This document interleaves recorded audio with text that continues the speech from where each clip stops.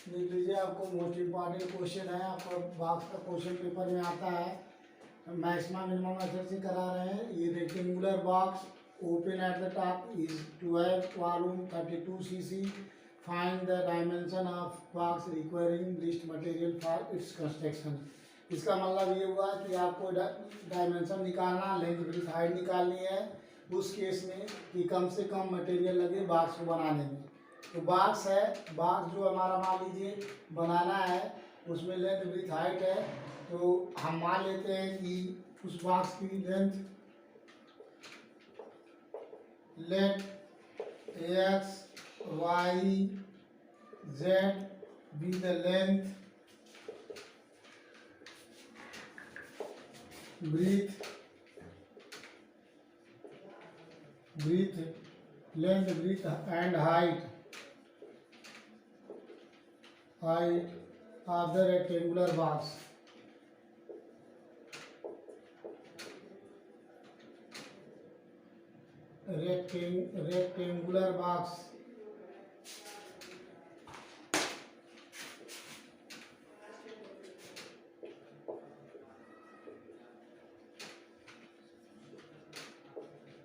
Rectangular box मान लिया and H be the total surface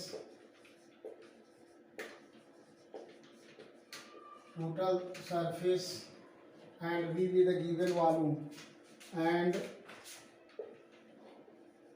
V be the volume।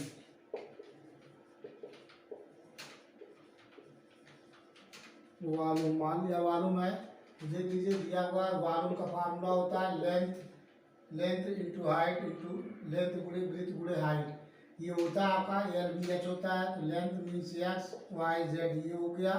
और ये दिया हुआ है 32 cc गिवन है। V equal to 32 cc। यहाँ से दोनों से कंपेयर कर देंगे। X Y Z equal to आ गया 32 cc मीन्स क्यूबिक सेंटीमीटर। यहाँ से जेड निकाल लीजिए, 32/XY आ गया। इसको बना लेंगे क्वेश्चन फर्स्ट। अब हमें करना क्या है, अब हमें निकालना सरफेस। तो देख लीजिए सरफेस, टोटल सरफेस निकालेंगे। टोटल सरफेस का फार्मूला होता है surface S equal to, formula होता है देख लीजिए, मान लेते हैं लेंथ है आप जो कि ओपन द टॉप है। बॉक्स जो है ऐसा बॉक्स है जो रेक्टेंगल बॉक्स है। रेक्टेंगल मान लेते हैं रेक्टेंगल बॉक्स का लेंथ जो है एक्स है और उसकी ब्रीथ वाई है और उसकी हाइट जो है आपका जेड है। तो जब हम फर्श नीचे फर्श का एरिया निकालेंगे तो नीचे फर्श का फार्मूला होता है लेंथ इंटू ब्रीथ। तो एक्स इंटू वाई हो गया नीचे का। नीचे फर्श का हमारा एरिया हो गया एक्स वाई। तो एक्स वाई हो गया, चूंकि ऊपर ओपन है, फर्श ओपन है तो उसको छोड़ देंगे, उसको नहीं काउंट करेंगे। तो नीचे का एरिया हो गया आपका एक्स वाई प्लस, अब अगर हम निकालते हैं एक्स और जेड का और निकालते हैं, ये आपको दीवार के निकालते हैं इस फर्श का, इसका एरिया हो जाएगा एक्स इंटू जेड। तो एक्स जेड इस दीवार का होगा और इसके सामने का भी एक्स जेड हो जाएगा। तो एक्स जेड मिलके समझ रही, ये एक्स जेड इसका हो गया एरिया और एक्स जेड इसका हो गया, ये हो गया आपका 2XZ। इसी तरीके से प्लस उस दीवार का एरिया निकालेंगे कि आपका वाई है और ये जेड है, तो वो वाई जेड इसका हो गया एरिया। ये सामने वाले दीवार का हो गया वाई जेड, ये हो गया प्लस 2YZ। यह है आपका 2YZ। ये टोटल सरफेस हो गया। अब चूंकि हमें जो जिसका मैक्सिमम मिनिमम निकालना, find the dimension of the box requiring list material for its construction. इसका मतलब हमें जो मटेरियल लगता है यही मटेरियल लगेगा जो सरफेस को बनाने के लिए, जो रेक्टेंगुलर बॉक्स है कम से कम मटेरियल लगे। इस जिसका कम से कम लगाना है उसको हम मान लेंगे फंक्शन एफ। इसी को मान लेंगे late function F x comma y, और जहाँ जहाँ जेड है जेड की वैल्यू पुट कर देंगे 32/XY। सो एक्स वाई प्लस 2x और जेड की जगह हो गया 32/XY प्लस 2y, यहाँ हो गया 32/XY। इसको y से y कैंसिल, x से x कैंसिल। ये जो आया इसको हम मान ले रहे हैं fxy equal to xy plus 64/y plus 64 हो गया x। अब इसी फंक्शन जो इक्वेशन आया हुआ है इसी का हमें मैक्सिमम मिनिमम निकालना है। तो मैक्सिमा मिनिमा निकालने के लिए इसको पार्शियली डिफरेंशिएट करेंगे with respect to X Y. तो differentiating one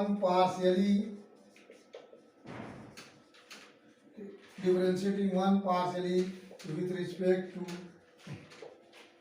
x and y both side, दोनों साइड में x और y के सापेक्ष पार्शियली डिफरेंशिएट करेंगे। तो देख लीजिए जब x के सापेक्ष इसको डिफरेंशिएट करेंगे तो x के सापेक्ष डिफरेंशिएट करेंगे तो ये हो जाएगा आपका del F upon delta x.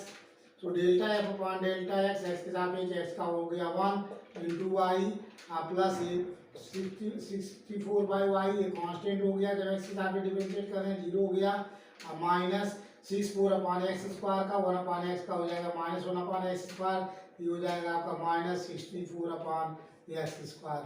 ये डिफरेंशियल आ गया आपका डेल अपॉन वाई, ये आया आपका y minus 64 upon x square.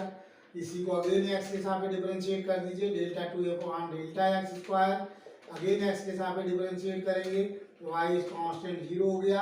अब वहाँ 64 अपॉन माइनस एक्स स्क्वायर है ऊपर जाएगा तो एक्स के माइनस 2 हो गया, ये आ जाएगा इसका डिफरेंशियल 64 इंटू माइनस 2 एक्स पे minus 3 that is 128 upon x cube.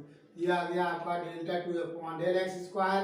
अब इसको हम y के साथ डिफरेंशिएट करेंगे del F upon del y, y के साथ इसको डिफरेंशिएट करेंगे तो जो है x कांस्टेंट होगा, तो देख लीजिए x इंटू वाई का डिफरेंशियल 1, यहाँ भी 64 अपॉन वाई का डिफरेंशियल 1 अपॉन वाई का डिफरेंशियल माइनस 1 अपॉन वाई, ये हो गया 64 अपॉन वाई स्क्वायर, ये हो गया इसका डिफरेंशियल 0, ये आ गया x minus 64 upon y square आया। अगर इसको हम y के साथ अगेन डिफरेंशिएट करेंगे तो delta 2 upon del y square equal to x constant 0 हो गया और 64 इंटू 1 अपॉन वाई स्क्वायर का डिफरेंशियल हो जाएगा माइनस 2 इंटू वाई पे minus 3 that is 128 upon y square, ये फाइंड हो गया वाई क्यूब। अब इसको अगेन एक्स के साथ डिफरेंशिएट करेंगे तो del upon del x into del upon del y, इसको डिफरेंशिएट करेंगे कि यहाँ से delta 2 upon delta x into delta y find हो जाएगा। इसको एक्स के साथ में डिफरेंशिएट करेंगे तो 1 आ जाएगा 64 अपॉन वाई स्क्वायर जो है कांस्टेंट है 0 हो गया, ये आपको डिफरेंशिएट कर लिए सारा। अब फॉर मैक्सिमा एंड मिनिमा के लिए, for maxima and minima, for maxima and minima delta F upon delta x equal to 0 and delta F upon delta y equal to 0। तो del F upon del x equal to 0 put करेंगे, देख लीजिए यहाँ से put करते हैं, ये हो गया y minus 64 upon x square equal to 0 और यहाँ से हो गया x minus 64 upon y square equal to 0। अभी इन दोनों की हेल्प से हमें सॉल्व करना है, वाई इक्वल टू 64 बटे हो गया एक्स स्क्वायर और यहाँ से एक्स की वैल्यू हो गई 64 बटे वाई स्क्वायर, इसको बना लिया इक्वेशन थर्ड, इसको बना लिया इक्वेशन फोर्थ। थर्ड और फोर्थ की हेल्प से देख लीजिए एक्स की वैल्यू इसमें हम पुट कर देंगे या वाई की वैल्यू इसमें पुट कर देते हैं। तो from equation third y equal to 64 upon x square put in equation 4 में पुट करेंगे, ये हो जाएगा एक्स 64 बटे वाई की जगह हो गया 64 बटे एक्स स्क्वायर का होल स्क्वायर, वाई की जगह पुट कर दिया तो ये हो गया 64 बटे 64 गुणे 64, ये हो गया, ये पलट के ऊपर चला जाएगा, ये हो गया एक्स पावर 4, ये 64 यहाँ से कैंसिल, ये हो गया आपका एक्स पावर 4 और इसका मल्टीप्लाई कर देंगे हो गया 64 x power 4 minus 64 x equal to 0, यहाँ से एक्स कॉमन हो जाएगा तो x cube minus 64 equal to 0, तो x can not equal to 0। क्यों x can equal to 0? X इसलिए 0 नहीं होगा क्योंकि एक्स लेंथ है, अगर लेंथ 0 हो जाएगा तो रेक्टेंगुलर बॉक्स नहीं बनेगा, एक्स 0 नहीं हो सकता क्योंकि लेंथ अगर 0 होगा तो रेक्टेंगुलर बॉक्स नहीं बनेगा, तो x can not equal to 0 and x cube minus 64 equal to 0, so x cube equal to 4 का cube, so x equal to 4 find हो गया। इस एक्स की वैल्यू पुट कर देंगे इक्वेशन, एक्स की वैल्यू पुट करेंगे थर्ड में तो फ्रॉम इक्वेशन थर्ड में पुट करेंगे x की वैल्यू, तो y इक्वल टू 64 बटे ये हो गया 4 स्क्वायर, मीन्स ये हो गया आपका 64 बटे 16 इक्वल टू 4। तो y की वैल्यू 4 फाइंड हो गई, y की भी वैल्यू 4 फाइंड हो गई। अब x और y की वैल्यू इक्वेशन फर्स्ट में पुट कर दीजिए। फ्रॉम इक्वेशन फर्स्ट ये हो गया z इक्वल टू 32 बटे एक्स वाई, यहाँ से पुट कर लेंगे 32 बटे 4 गुणे 4 मीन्स हो गया आपका 2। तो z इक्वल टू फाइंड हो गया 2। इसका मतलब इसका लेंथ 4 होनी चाहिए और इसकी विड्थ भी 4 होनी चाहिए और इसकी जो है हाइट 2 होनी चाहिए रेक्टेंगुलर बार्स का, जिससे जो है कम से कम मटेरियल लगेगा फॉर द कंस्ट्रक्शन के लिए। कम से कम प्रूव करने के लिए जो डेल्टा 2f/x² दिया हुआ है, यहाँ से हम क्या करेंगे r निकालेंगे। तो r निकालेंगे किस पॉइंट पे निकालेंगे, पॉइंट फाइंड हो गया। तो एट द पॉइंट, वो जो पॉइंट आया एट द पॉइंट, इस पॉइंट पे जो पॉइंट फाइंड हुआ वैल्यू 4,4 पे हम निकालेंगे r की value, r means delta 2f/Δx² निकालेंगे। इस पॉइंट पे 4 पे क्या रहा r की वैल्यू, यहाँ है आपका डेल्टा 2f/Δx², ये है आपका 128 बटे x³ मीन्स 4³ इसको सॉल्व करेंगे तो 128 बटे 64 ये हो गया, r की वैल्यू 2 फाइंड हो गई। ये जो कि ग्रेटर 0 है, r की वैल्यू ग्रेटर 0 आ गया। इसी तरीके से s निकालेंगे, delta 2f/Δx delta y eight the point 4,4 पे निकाल रहे हैं। तो s की वैल्यू देख लीजिए, यहाँ 1 है, ये ऑलरेडी हो गया 1। इस प्रकार t निकालेंगे, delta 2f/Δy² at the point 4,4 equal to ये हो गया 128 अपान 4 का क्यूब, ये हो गया 128 अपान 64 इक्वल टू 2। इस तरीके से r s t निकल गया। तो r t minus s square निकालिए, 2 गुणे 2 माइनस 1 स्क्वायर, ये हो गया 4 माइनस 1 इक्वल to 3। So r t minus s square equal to 3 greater 0 है एंड r की वैल्यू इक्वल टू 2 आया है, ये भी ग्रेटर 0 है। इसका मतलब हेंस जो है function, hence the function f(x, y), hence the function f(x, y) have a minimum value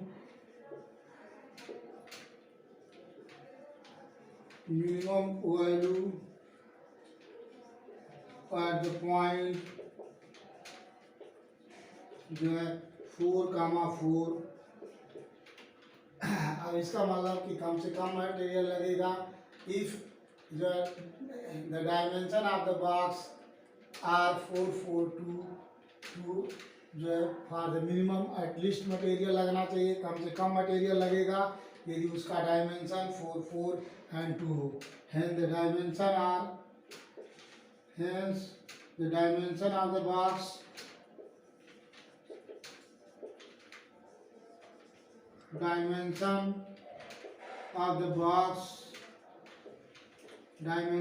box are होनी चाहिए 4,4,2, ये होनी चाहिए। ये सब क्यूब में आएगा, सेंटीमीटर में आएगा। ये 4,4 cm में आ जाएगा आपको, cm मीन्स सेंटीमीटर। ये हो गया आपका कम से कम डायमेंशन, कम से कम मटेरियल कुछ केस में लगेगा जब उसकी लेंथ ब्रीथ हाइट 2 सेंटीमीटर होगा, ये जो है कम से कम मटेरियल लगेगा। मोस्ट इम्पॉर्टेंट क्वेश्चन है फॉर पेपर के लिए के ट्यूब आ सकता है, इसको आप ढंग से तैयार कीजिएगा। Most important question for a के ट्यूब। नेक्स्ट क्वेश्चन कराते हैं आपको, देख लीजिए आपको नेक्स्ट क्वेश्चन।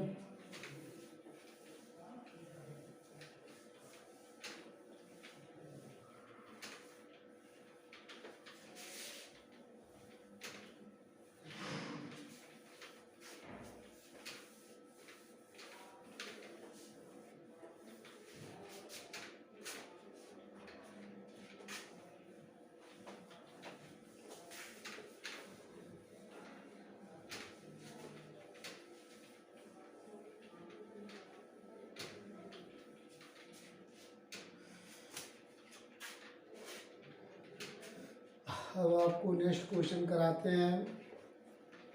ये बहुत सारे क्वेश्चंस हैं कराने के लिए।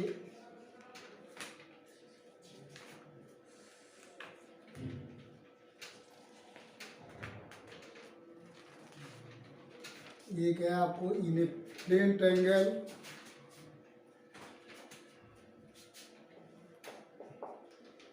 दो 2010 में आया हुआ है। In a plane triangle capital ABC find the maximum value, find the maximum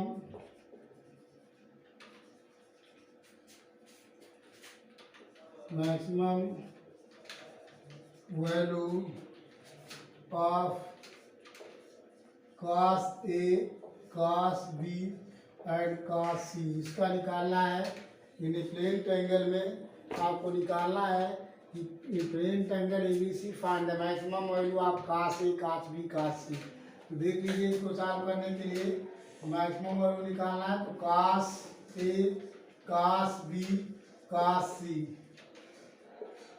देख लीजिए। किसी भी ट्रायंगल में इसको हम किसी भी ट्रायंगल में सम ऑफ द ट्रायंगल 180 होता है। तो अब सी ट्रायंगल निकालेंगे क्योंकि फार्मूला होता है A plus B plus C equal to 180 या 180 होता है आपका, या पाई लिख सकते हैं। यहाँ से सी निकालेंगे pi minus 180 plus B, C equal to 180 में से माइनस ए प्लस बी होगा। इसको दो में चेंज करेंगे क्योंकि यहाँ 3 वेरिएबल है ABC, 3 को 2 वेरिएबल में चेंज करने जा रहे हैं, तभी आप मैक्सिमम मिनिमम से सॉल्व कर सकते हैं। इसलिए cos A हो गया cos B, और यहाँ लिख सकते हैं cos C की जगह पे जो है pi minus A plus B, ये हुआ। अब इसको देखिए cos 180 माइनस थीटा को लिख सकते हैं हम cos माइनस cos थीटा। तो cos 180 minus theta equal to minus cos theta, यहाँ आ गया minus cos A cos B, ये हो गया cos A प्लस बी। अब देख लीजिए यहाँ 2 वेरिएबल में कन्वर्ट हो गया। इसी को हम मान लेंगे अपने तरफ से F A कामा B से, ये अपने तरफ से मान रहे हैं क्योंकि हमें 2 फंक्शन में चाहिए। इसको मान ले रहे हैं F A कामा B है, that is F A comma B। इसी को हमें डिस्कस करना है cos A cos B cos A plus B। ये चीज़ आ गया आपका, यहाँ माइनस B है, ये हो गया आपका A प्लस B, इसको मान लिया ये। अब इसी को हमें पार्शियली डिफरेंशिएट करना है A और B के सापेक्ष और मैक्सिमम मिनिमम निकालने के लिए। तो डिफरेंशिएटिंग वन पार्शियली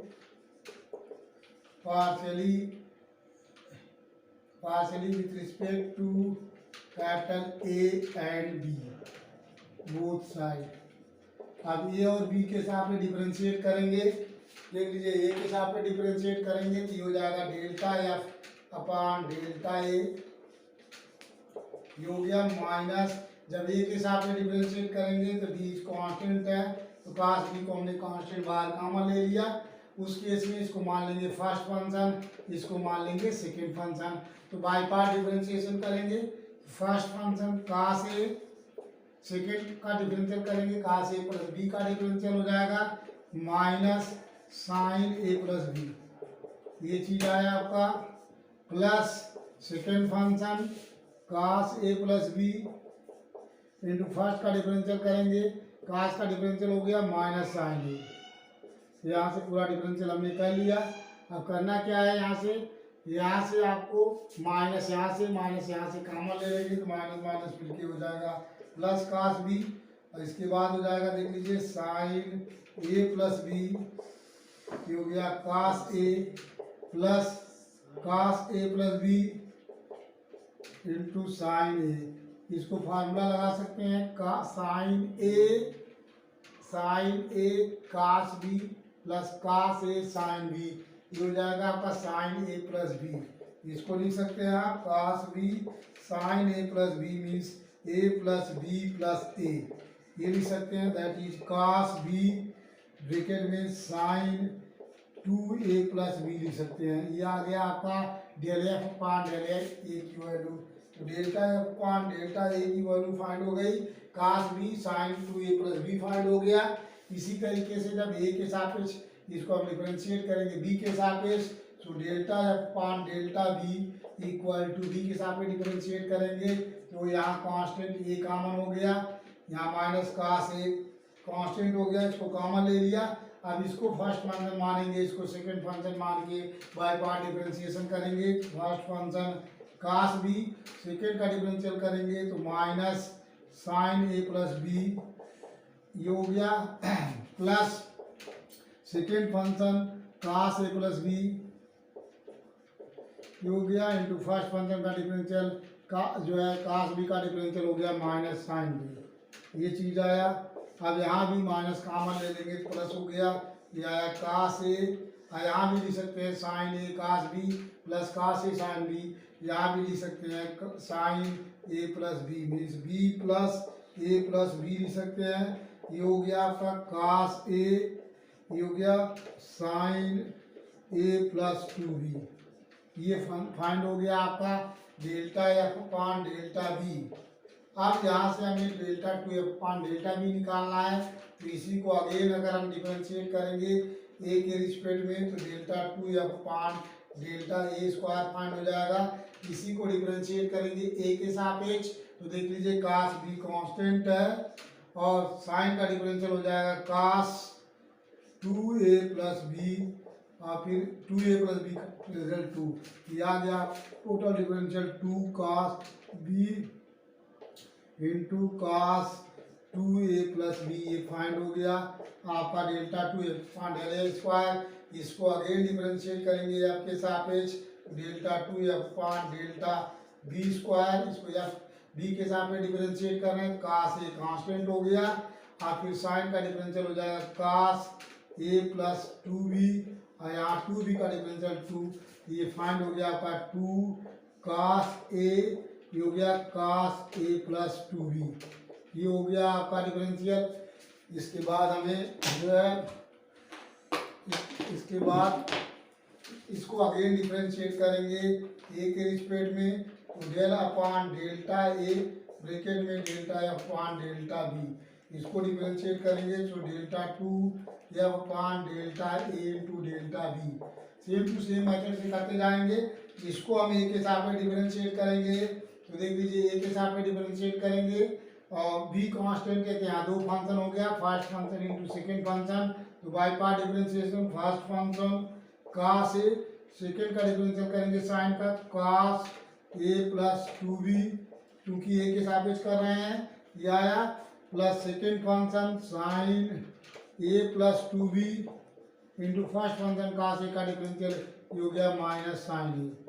देख लीजिए ये हो गया इक्वल टू, लिख सकते हैं इसको cos A cos B plus minus sine A sine B, वहाँ से माइनस मल्टीप्लाई करेंगे यहाँ आ जाएगा, तो cos A cos B minus sine A sine B means ये हो गया आपका cos A plus B, cos A plus B means A plus 2b, ये हुआ। इसको लिख सकते हैं आप कास जो है कास 2a प्लस 2b, ये फाइंड हो गया। अब यहाँ से आपको फॉर मैक्सिमा मिनिमा के लिए निकालना है, तो फॉर मैक्सिमा एंड मिनिमा के लिए delta F upon delta A equal to 0 and delta F upon delta B equal to 0, यहाँ से पुट करेंगे तो delta F upon delta A equal to 0, देख लीजिए यहाँ है, तो delta F upon delta A equal to 0 means cos B, ये हो गया कास बी इंटू साइन, ये हो गया 2a plus B equal to 0 और यहाँ से भी ये हो गया delta F upon delta B equal to 0, यहाँ फाइंड हुआ है, ये हो गया cos A sine A plus 2b equal to 0। अब ये दो इक्वेशन फाइंड हो गया, इसको बना लेंगे इक्वेशन सेकेंड, ये हो गया थर्ड। यहाँ पर बहुत इंपॉर्टेंट है, यहाँ से ए और बी का वैल्यू निकालना बहुत इंपॉर्टेंट है, यहाँ तक कॉमन है। ये बड़ी स्टूडेंट जो प्रैक्टिस करते हैं, जिसको डिफरेंशिएशन आता है, वो कर लेता है। यहाँ टफ है आपको निकालना ए और बी की वैल्यू कैसे निकालेंगे। तो देख लीजिए, यहाँ दिया हुआ प्रोडक्ट में cos b into sine 2a plus B की वैल्यू 0 है। दोनों का प्रोडक्ट करने के बाद 0 आ रहा है, यहाँ भी दोनों का प्रोडक्ट, तो हम अपने तरफ से मान लेंगे कि cos b इक्वल टू 0। दोनों का प्रोडक्ट है, या तो दोनों अलग अलग 0 है, या दोनों में से कोई एक 0 है जिससे प्रोडक्ट करने पे 0 आ रहा है। यदि cos b की वैल्यू 0 है तो मान के चलते हैं कि cos b equal to 0, product ही 0 है, तो दोनों अलग अलग 0 होगा, या तो दोनों में से कोई एक 0 होगा। तो हम मान ले रहे हैं कि cos b इक्वल टू 0। यहाँ इंपॉर्टेंट है, यहाँ से समझना।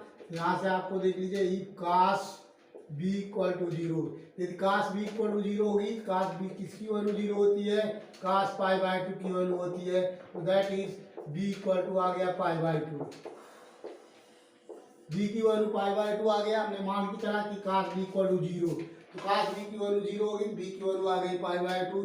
अब इस b की वैल्यू थर्ड में पुट करेंगे, put b equal to pi by 2 in equation third में पुट कर रहे हैं। तो यहाँ से फाइंड हो जाएगा cos a हो गया इंटू साइन a ब्रैकेट में आप प्लस 2b की वैल्यू पाई बाई 2 पुट कर देंगे इक्वल टू 0। तो यहाँ से आ गया cos a हो गया sine pi plus a equal to 0। तो देख लीजिए cos a into sine x plus theta equal to minus sine theta, तो माइनस साइन इक्वल टू 0। यहाँ से या तो ये हो गया cos a इक्वल टू 0 और साइन a इक्वल टू 0। अब देख लीजिए cos a equal to 0 means cos a equal to 0 तभी होगा जब cos पाई बाई 2 हो, तो a equal to pi by 2। ये नॉट पॉसिबल, क्यों? ये एक एंगल आपका 90 अंश आ चुका है। किसी भी जो है एंगल में दो एंगल जो है 90 नहीं होते हैं, इसलिए पाई by 2 impossible, which is not possible, which is not possible. क्यों नॉट पॉसिबल है? क्योंकि किसी भी ट्रायंगल में दो एंगल 90 नहीं होंगे, नहीं तो ट्रायंगल बनेगा ही नहीं। इसलिए ए का not equal to pi by 2 इससे आया। और अगर यहाँ साइन ए की वैल्यू 0 होती है, साइन ए इक्वल टू 0, तो साइन किसकी वैल्यू 0 होती है, साइन ए की वैल्यू साइन 0 की भी 0 होती है, या पाई की भी 0 होती है, या 2 पाई की 0 होती है। इसका मतलब ए की वैल्यू 0 पाई और 2 पाई, इसमें से कोई भी वैल्यू नहीं होगी। अगर साइन ए की वैल्यू 0 होगी तो समझ लीजिए वो ट्रायंगल नहीं बनेगा। अगर साइन पाई 0 होगी, क्योंकि सम ऑफ द एंगल इज 180 होता है, ये अकेले 80 हो जाएगा, तभी एंगल नहीं बनेगा। 2 पाई भी नहीं होगा। इसका मतलब which is not possible, which is not possible. इसका मतलब हो गया जो है ए की वैल्यू ना तो पाई बाई 2 होगी, ना तो 0 होगा, ना पाई होगा, ना 2 पाई होगा। तो जब ये दोनों तीनों नहीं हो रहा है, इसका मतलब जो हमने माना हो कि cos b इक्वल टू 0, इसका मतलब cos b की वैल्यू 0 नहीं होगा। इसका मतलब हो गया कि cos b का नॉट इक्वल टू 0। जैसे cos b का नॉट इक्वल टू 0 हमने प्रूव किया, उसी तरीके से अगर सिमिलरली हम प्रूव करेंगे cos a b का नॉट इक्वल टू 0 आ जाएगा। तो similarly we can prove that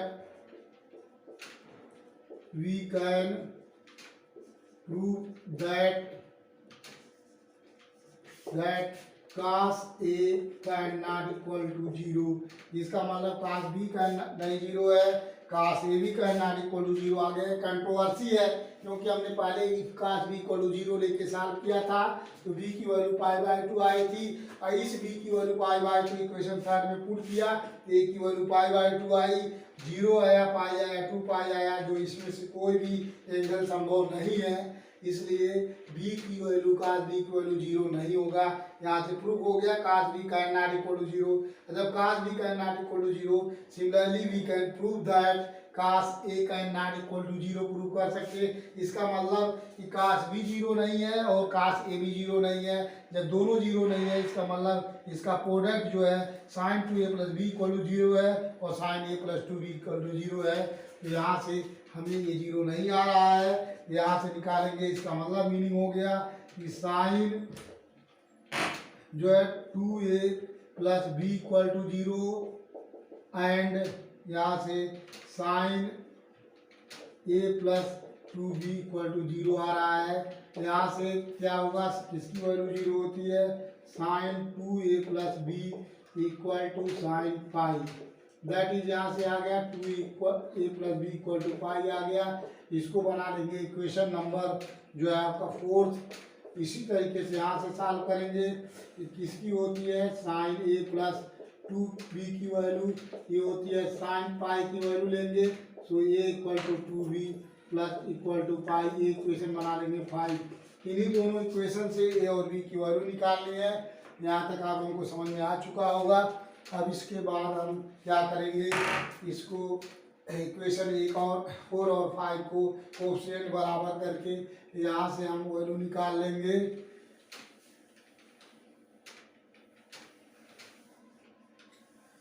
यहाँ से जो है इक्वेशन जो है यहाँ से इक्वेशन 4 और 5 का कोएफिशिएंट बराबर करके हम क्या करेंगे, देख लीजिए। इक्वेशन 4 में 2 का मल्टीप्लाई करके 4 में 2 का मल्टीप्लाई करके 5 को घटाएंगे तो वहाँ से एक वैल्यू निकल जाएगी। और देखिए 4 में 2 का मल्टीप्लाई कर रहे हैं, ये हो गया 4a plus 2b equal to 2 पाई।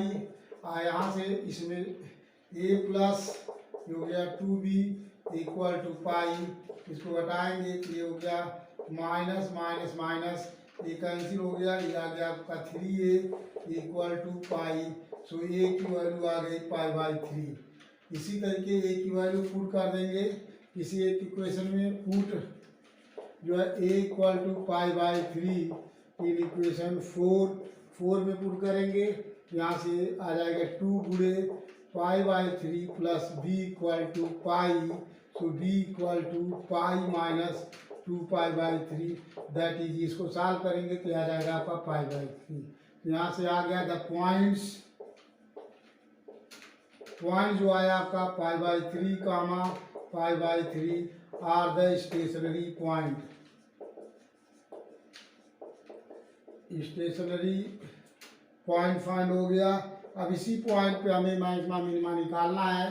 तो शायद यहाँ तक समझ में आ गया होगा, आपको मिटा रहा हूँ क्योंकि यहाँ से हमें मैक्सिमा मिनिमा निकालने के लिए RST निकालना होगा। तो RST निकालने के लिए हमें इस पॉइंट पे RST निकालना होगा। अब RST निकालने के लिए देख लीजिए, R इक्वल टू होता है, इस पॉइंट पे निकालना है। पॉइंट हमने ले लिया जो है आपका पाई बाई 3 है कामा पाई बाई 3, मतलब a की वैल्यू पाई बाई 3 इस पॉइंट पे R निकाल रहे हैं। तो delta 2f upon delta a square निकालेंगे इस पॉइंट पे पाई बाई 3 कामा पाई बाई 3। तो जो R है यहाँ से जो delta 2f upon del a square आया है वो यहाँ a इक्वल टू पुट करेंगे पाई बाई 3 और b की वैल्यू पाई बाई 3 पुट करेंगे तो 2 cos b cos pi by 3 हो गया इंटू cos हो गया आपका 2 pi by 3 plus pi by 3। इसको सॉल्व करेंगे, यहाँ से सॉल्व कर लेंगे। 2 और cos 60 की वैल्यू होती है 1/2, आई हो गया cos पाई। cos यहाँ से 2 से 2 कैंसिल, cos पाई आया, cos पाई की वैल्यू होती है -1। यहाँ से r की वैल्यू आ गई -1। इसी तरीके से निकालेंगे हम, r की वैल्यू पता चल गया। अब हम निकालेंगे t की वैल्यू। t की वैल्यू जो आएगी आपकी, t की वैल्यू निकाल लेंगे। t means delta 2f upon delta b square. इसको निकालते हैं at the point pi by 3 comma pi by 3 पे निकालेंगे।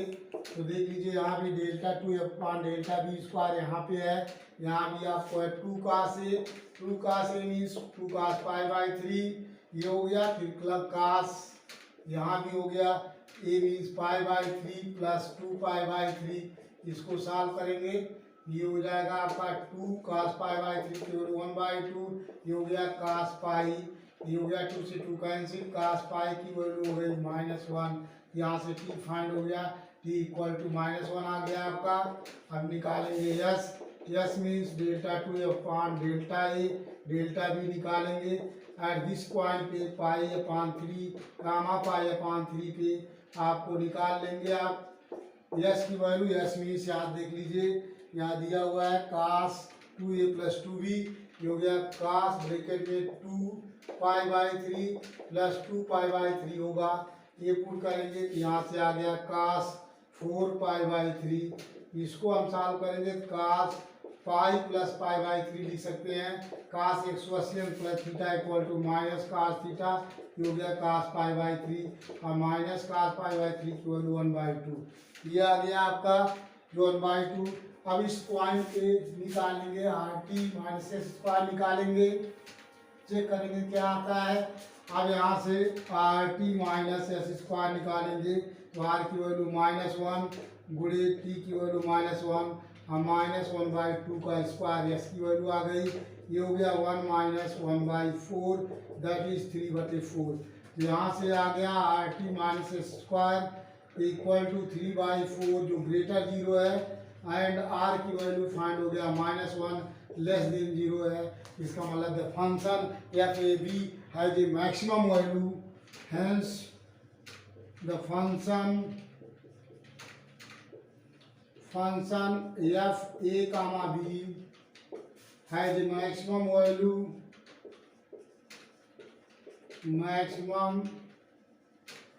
maximum value at a equal to B equal to C equal to pi by 3। यदि A equal to B equal to C equal to pi by 3 हो उस case में maximum value होगा। अब हमें maximum value निकाल लेना है, जो हमने यहाँ फंक्शन दिया हुआ है, तो मैक्सिमम वैल्यू निकाल लीजिए। मैक्सिमम वैल्यू इक्वल टू ये हो जाएगा आपका maximum value at point A equal to B equal to C equal to pi by 3 पे निकाल लेंगे, ये हो जाएगा cos pi by 3 cos pi by 3, ये हो गया cos पाई बाई 3, ये आ गया आपका 1/2 इंटू 1/2 इंटू 1/2 इक्वल टू 1/8। ये 1/8 जो आ गया यही आपकी मैक्सिमम वैल्यू हो गई, यही आपका आंसर हो गया। ठीक है, आपका ये आंसर हो गया। अब क्लास यहाँ एंड करते हैं, आपको नेक्स्ट लेक्चर 100 डे मिलेंगे, इम्पॉर्टेंट ये भी है, आप लोग तैयारी कीजिएगा। अब क्लास इज ओवर, आप सब्सक्राइब कर दीजिए और अपने साथियों से शेयर करने के लिए बोल दीजिएगा। आपको कंटिन्यूअस मैक्सिमम मिनिमम और लॉग रेंजेस का क्वेश्चन मिलेंगे।